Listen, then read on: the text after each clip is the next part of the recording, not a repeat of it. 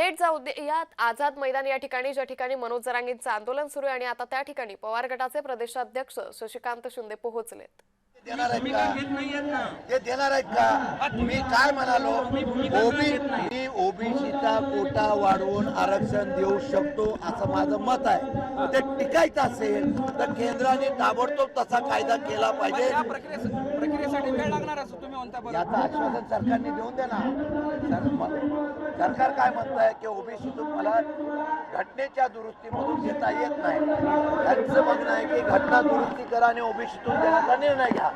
हा निर्णय घ्यायचा असेल, वेळ लागला तरी सरकारने जर जाहीर केला आम्ही याच्यातून देतो, हा विषय संपेल ना। पण मनोज जरांगे पाटील असं म्हणतात की आता इथून मागे हटणार नाही, घेतलंय झाल्याशिवाय नाही करणार। तेच म्हणतोय, त्यांनी त्यांची भूमिका मांडलेली आहे। त्यांना आरक्षण भेटल्याशिवाय त्यांनी लढा केलेला आहे। नवी मुंबईला जे आश्वासन दिलं गेलं होतं त्यावेळेला त्यांनी आंदोलन मागे घेतलं होतं, मी त्यांना साक्षीदार आहे।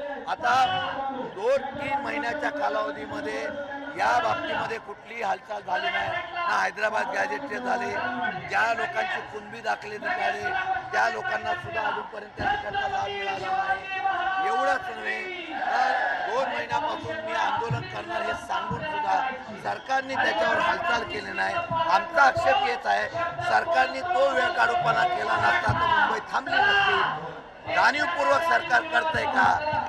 जातीमध्ये भेद निर्माण करून वाद निर्माण करतंय का? हा प्रश्न उभा राहतो। सुप्रिया सुळे आल्या होत्या,